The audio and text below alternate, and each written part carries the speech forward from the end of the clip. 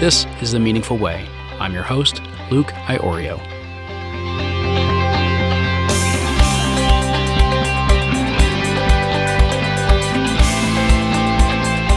If we truly wish to find ourselves, to find our meaning, to find our way, it often requires stepping into the gap.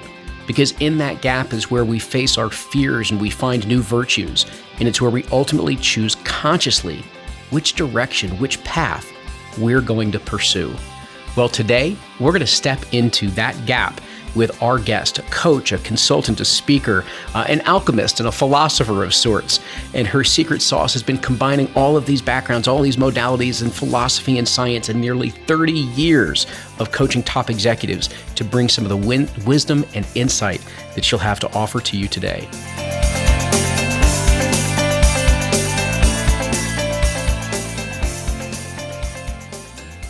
Our guest, of course, is Lolly Daskal, the founder and CEO of Lead From Within. She's one of the foremost sought-after executive leadership coaches in the world. Her cross-cultural expertise spans 14 countries, 6 languages, and hundreds of companies.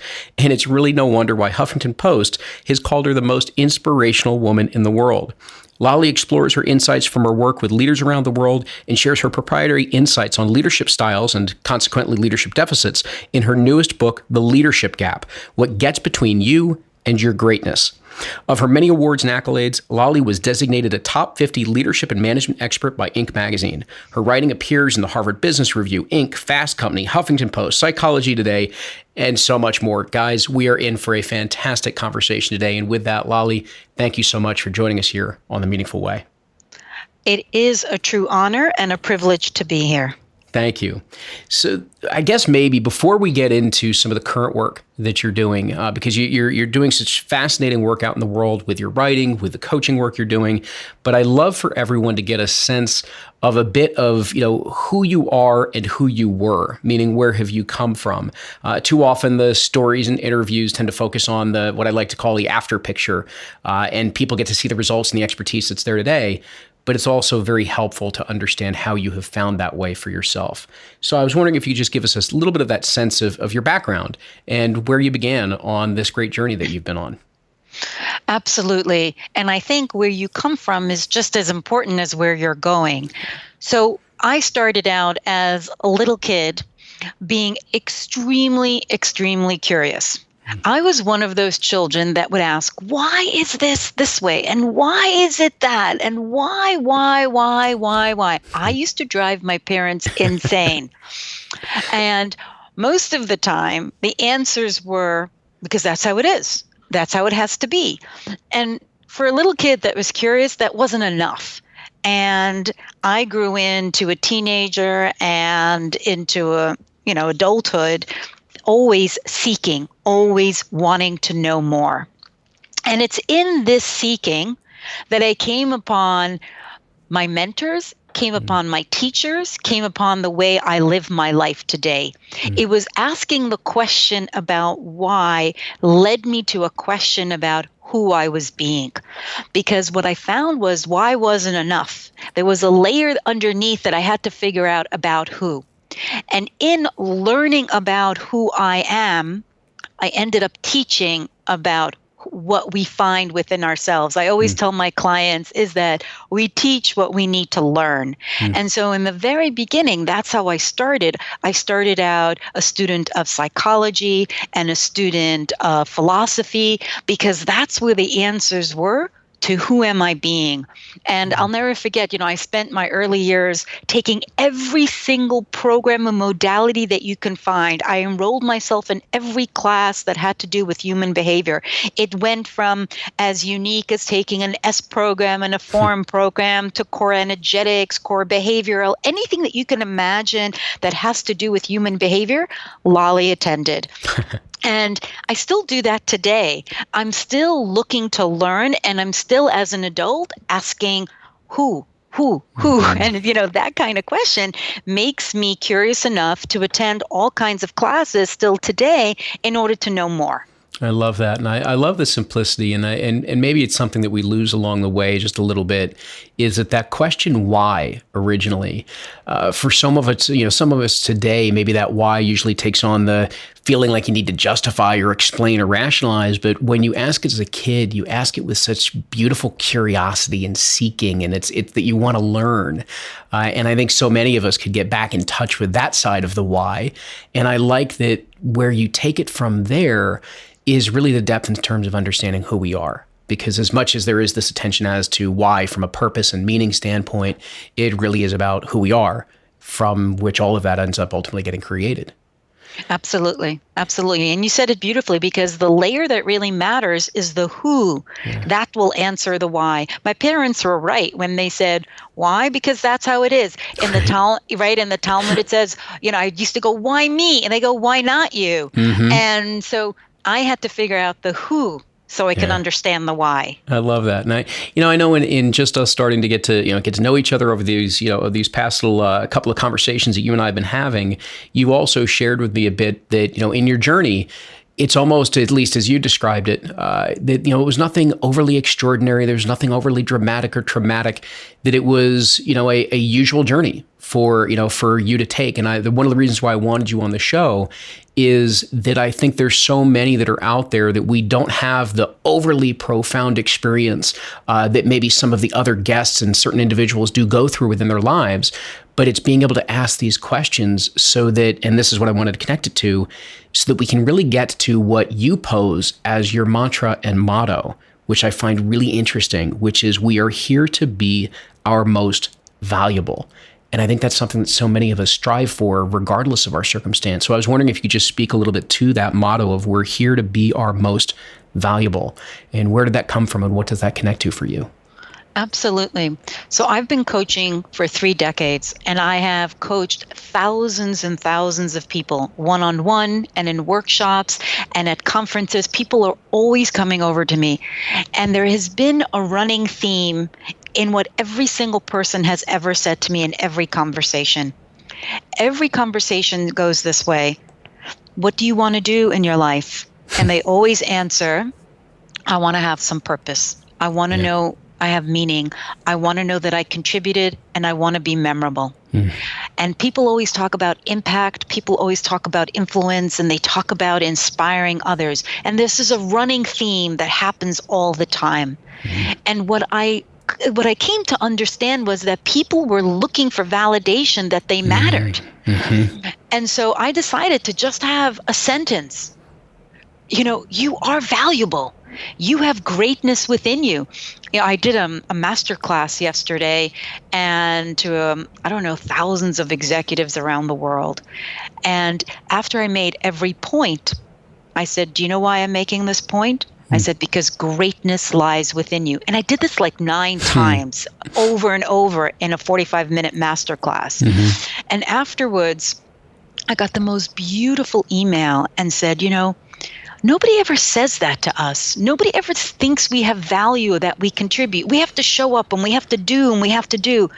But you made me pause and think, I am valuable. I do have greatness within me.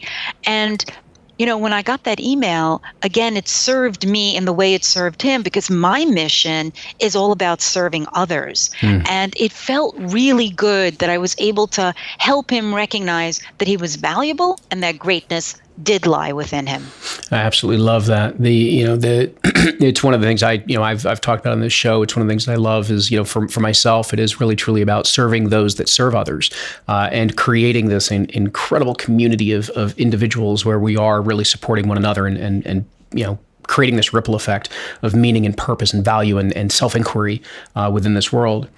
One of the things that you just went into there, which I'm very, very intrigued by, and I'm going to go a little off script from what we probably have planned here, but when you connect to this idea of how much that we seek to matter, and we seek that validation of seeing that we matter in the eyes and the lives of others. And I juxtapose that with what has been circling around a lot, which is the number one regret of the dying, which is that we don't live according to our own expectations. Instead, we end up meeting the expectation and living to the expectations of others. And I could see where that creates this circle where we're meeting others' expectations because we want to feel validated. We want to feel like we matter to them. And we forget to matter to ourselves and matter the way that we want to make a difference.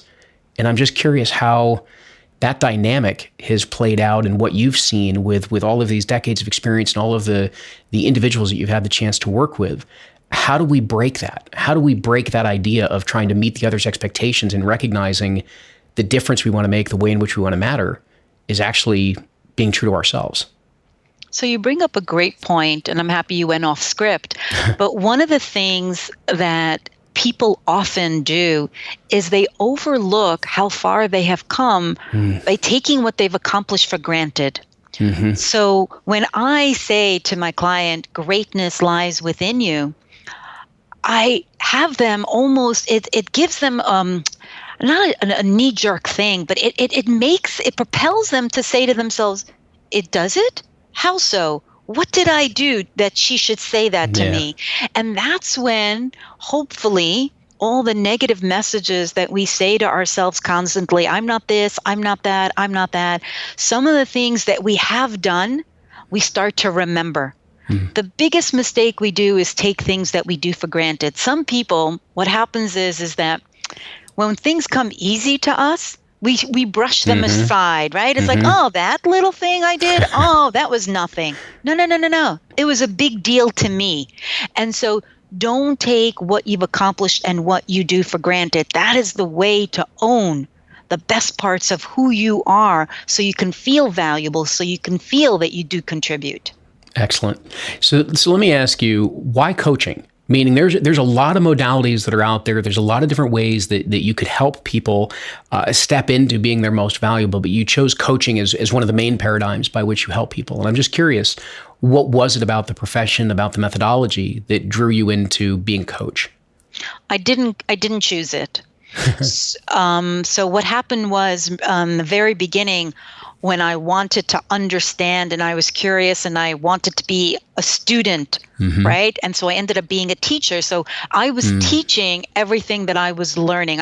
I would participate and then I would call out and people were like, yeah, you have this leadership ability. Do you want to co-facilitate this workshop? People are drawn to you. You have a way of expressing yourself. And so I found myself as in a lead role, always being asked to come to the front room and share information. I'll never forget, I took a Dale Carnegie course and I forgot what it was. And they were giving out these little prizes and I won immediately. It was like, yeah, we're so drawn to you and how you think and what you do. And interestingly enough, I never thought of coaching as a profession, but I was in one of my workshops and I was teaching the aspect of purpose and groundedness. And after I was teaching, a participant came over and said, Lolly, can I ask you a question? I have a problem in my business. And the first thing that came to my mind was, why is he talking to me? I don't know anything about his business. And he started to talk about his business. And what I did was, and I talk about this in the book, I became the archetype of the navigator. All a navigator does, a navigator is a very smart person. They're able to listen to things. They're very good at taking things that are complicated and making it simple. But one of the things that makes them stand out is they don't, which would be the leadership gap in my book, they don't try to fix the problem. All they do is navigate. All they do is guide. So as a person, when you guide someone, you're empowering them. When you try to fix them, you're disempowering them. So I remember standing there and thinking, why is he talking to me?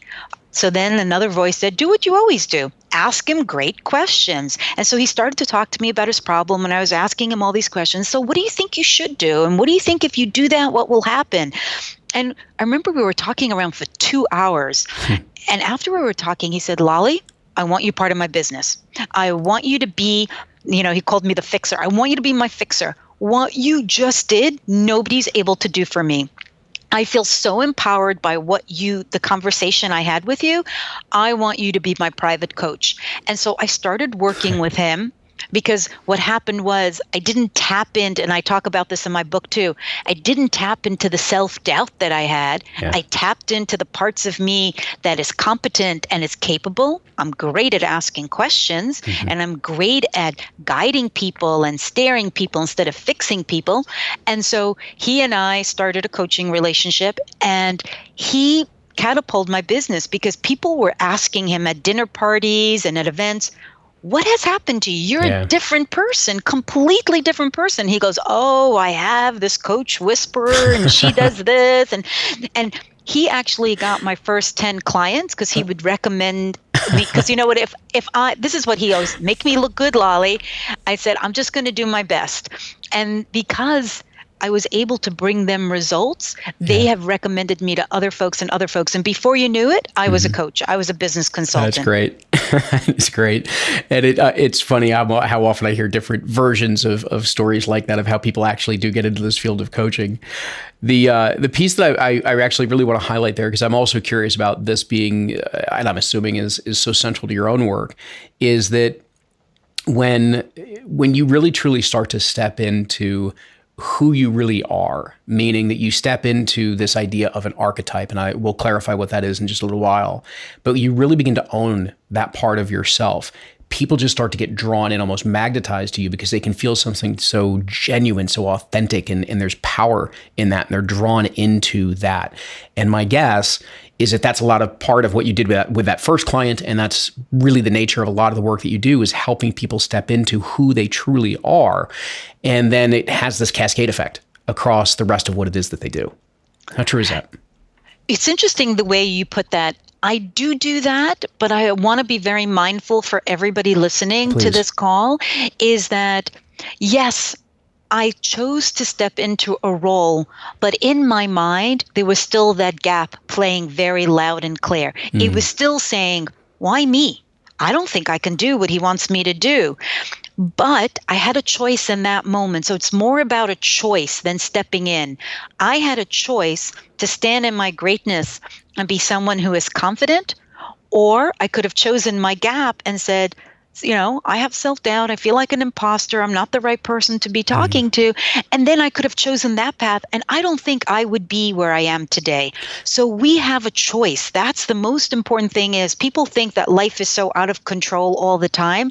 I'm here to tell you that we have more control than we know, because we can choose who we want to be. Excellent. So let's define that a little bit further. When you talk about that leadership gap, and for everybody listening, when we use the word leader, obviously we're talking not only with the typical definitions that people associate it with executives or people within certain roles.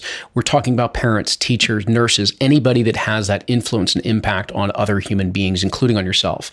And so, Lolly, from that regard, you talk about the leadership gap. Can you define that a little more clearly so that we can talk about what's in that gap and how do we navigate that choice? So I just want to highlight what you said. People ask me all the time, what's leadership? And it's exactly what you said. A leadership is not about position, and it's not about title.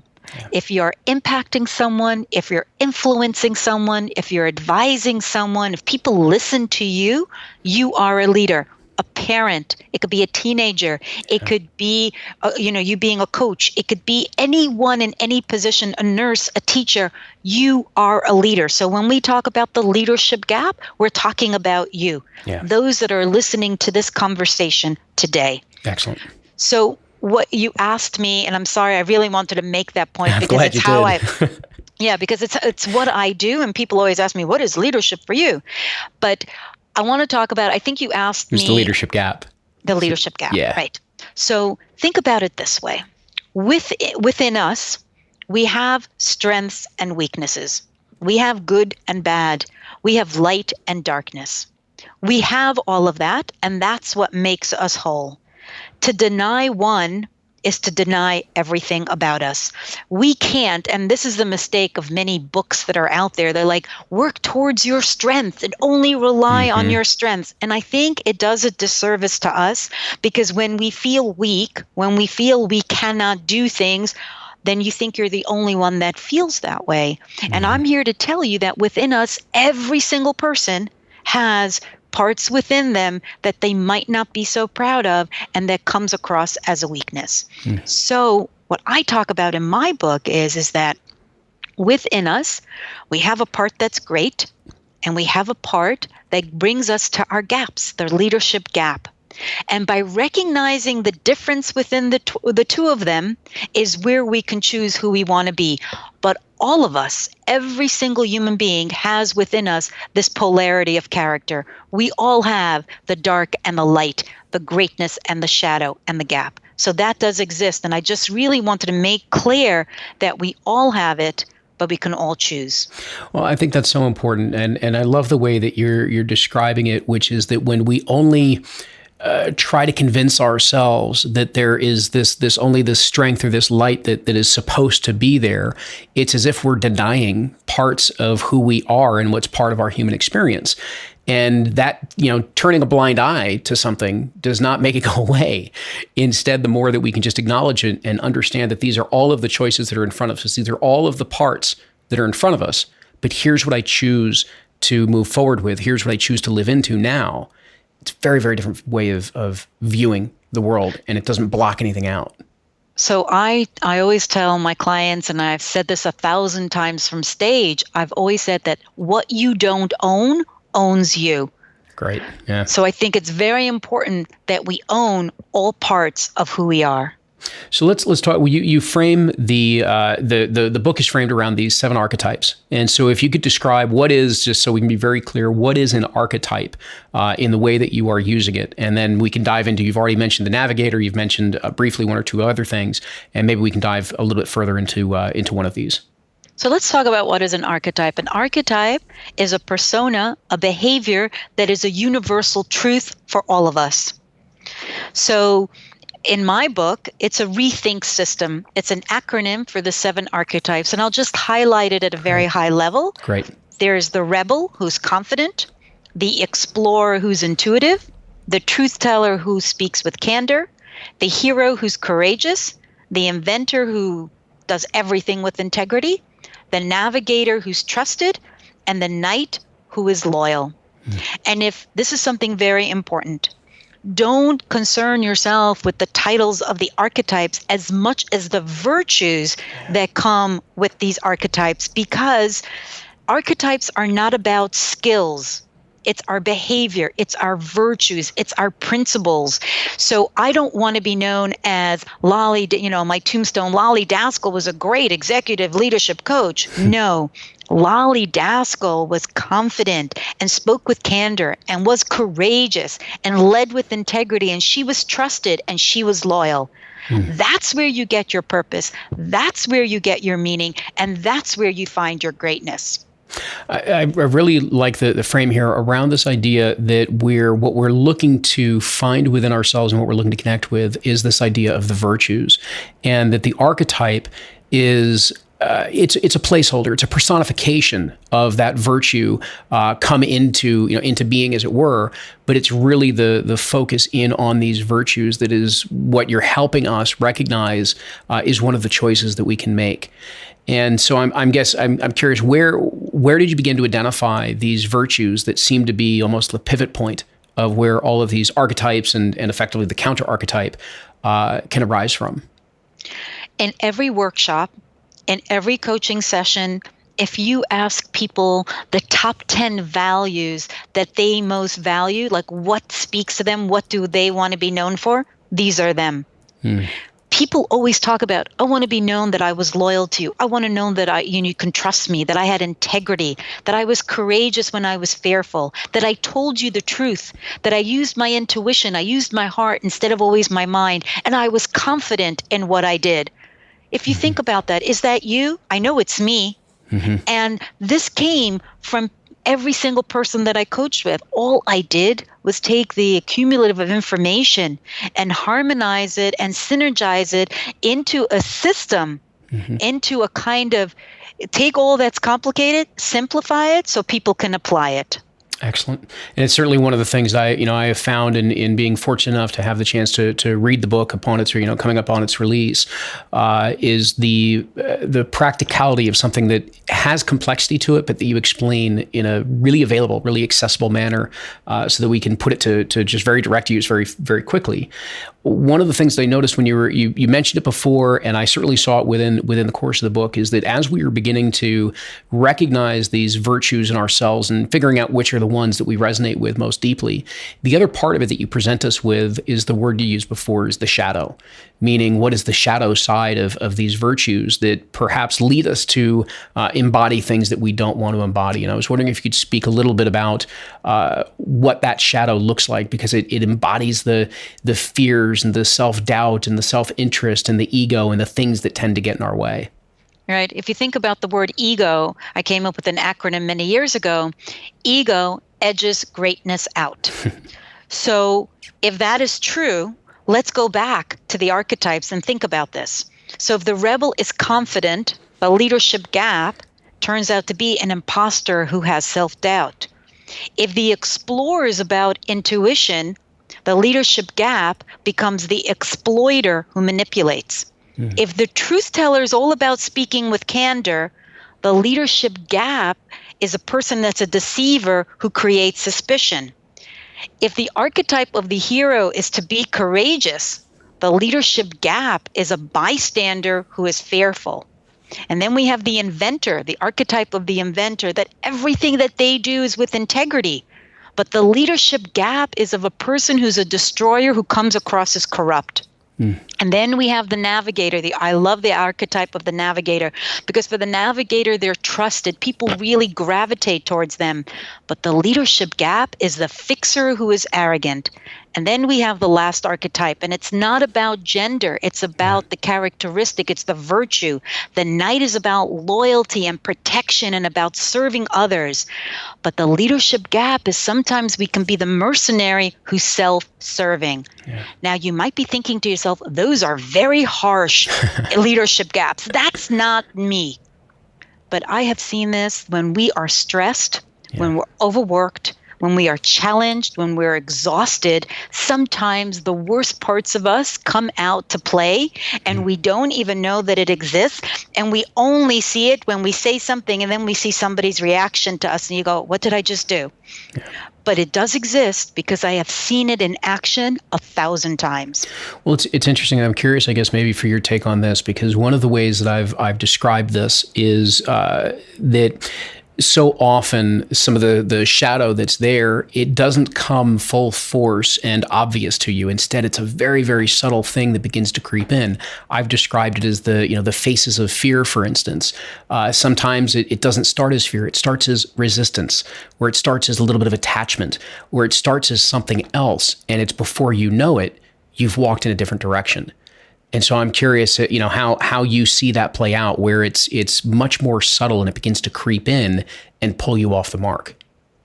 And I think what you said is beautiful. I love the way you put that. But I've also found the gaps come from a very early age when it could have been someone that said, you're not good enough, you could have done better. And we internalize those stories or those little negative messages, and they tend to blossom into this almost like a fungus within our brain. And when we don't feel our best, they come out to play, and they show up, and they're there in a way that sometimes, you're not very proud. And the thing about the gaps, the thing about the shadow is you can't be great without them. Meaning in my book, I talk about leveraging them. I don't talk about squeezing them or hiding behind them like a mask, because as we said earlier, what you don't own owns you. So these things, they have to be part of us in order to know that we can stand on the other side of our greatness. We can't have happy without sad. We can't have light without dark. So we need the dark to be able to see the light. We need that shadow, right? What does shadow comes from? It comes from the light. So we need them in order to stand in our greatness. So it's not something that's bad, but it's something that this is a difference. We have to be aware of them. We have to identify them in order to leverage them. It's So talk just maybe then a little bit about that awareness. How is it, certainly it's in understanding things like the gaps you're describing, the archetypes that you're describing. How is it that we can continually bring greater awareness to exactly the types of things that you're talking about, some of the things that lie in wait, some of the things that lie in our backgrounds that we may not be fully conscious of? How do we bring those into the light so that we can understand the impact or the hold that they may have on us? What a great question. So the first thing is there are symptoms. If you are stuck in your life, if you feel you're not where you need to be, if you have an inner yearning and an inner longing, if you're constantly saying, look at them, they're somewhere and I'm not there, why did they have success and I don't have success? Whatever that story is that creates disconnect, dis-ease. So if you're not feeling well, if you're always having stomach aches, you're always having headaches, you're just feeling out of body experiences all the time. So it's the disconnect and it's the dis-ease. That's when we need to deconstruct our lives, look at these archetypes so we can reconstruct it in a way that we want to live. So it's the symptoms that happen within us that let us know we're not where we're meant to be. Excellent. So I guess maybe if we can put this then in the final context of this, I happen to know from our past conversations, certainly in reading your work, that Viktor Frankl has been a big influence on you. For those, Viktor Frankl, Man's Search for Meaning, Holocaust survivor, extraordinary psychologist and writer. In one of his most famous quotes is that in stimulus and response, there is a space between, and in that space is our ability to choose, and it is in that choice that lies our freedom. And what to me you're describing is that when we bring that greater awareness to who it is that we are, we can understand the choices that are available to us between stimulus and response so that we can, in fact, choose what it is that leads us to our personal freedom. Beautiful. That is so beautiful. You said it exactly. And, Viktor Frankl, I always say this, not always, but I say it to some of my clients. What is to give light must endure a burning. So you have to understand, right? We need both. We need them both in order to be whole, to be a whole human being. We must celebrate all parts of who we are, and we must own them. That's fantastic. So Lolly, I guess maybe if I bring this conversation full circle, the name of this show is The Meaningful Way. And so I love being able to ask our guests, what is it that makes life and work meaningful to you? And how do you keep that present in your daily life and work? So that's such a great question. What brings meaning to me is being of service to others. What brings meaning to me is that every single person that I meet, for them to realize that there's value, that they're valuable, and there is greatness that lies within them. If I can do that all the time, I am living my purpose, I am living my mission, and I won't have that longing and yearning that if I didn't do it. So that's my mission, to be of service to others. Lolly, I want to thank you for joining us on The Meaningful Way and for sharing your experience, your insights, your years of coaching and wisdom with our audience. Thank you so much. This was such a pleasure and a privilege. Thank you. And for everybody listening, I want to encourage a few things. First and foremost is write down that phrase of greatness lies within you and just look at that over and over and over again. And please remind yourself of that. I want you to also take a look at considering what are your top values and how do those relate to the virtues that we've been discussing, because it allows you to begin to get very clear on the quality, the experiences of life that you want to be able to create, the impact, the way in which you want to be able to matter. So put that in the forefront of your mind, because that is part of the greatness that lies within you. And of course, the last thing is I want to very much encourage you to purchase The Leadership Gap, what gets between you and your greatness. It's rolling out now. Please, look at your booksellers and Amazon and all those different sites to get your copy of the book as it's coming out. It is something that I think will hold a lot of enlightenment for you in navigating this journey that we all go on to find our greatness and to find our meaningful way. And so, as always, I just want to continue to encourage you to enjoy the journey.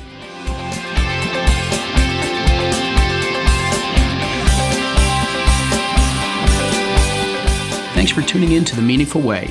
If you enjoyed this episode, do me a favor and please subscribe and follow along with all these great guests, their stories and interviews. Also, it helps us a lot if you not only share some of your favorite episodes online, but also provide us feedback. Go into iTunes, Stitcher, or whatever your favorite podcast app happens to be, and rate the show. Provide us some feedback and let us know how it is that we're doing. If you want to learn more about what we're up to, whether it be with the IPEC Coach Training School, the Live, Lead, Play Network, or even just what's evolving with The Meaningful Way, go on and head on over to lukeiorio.com.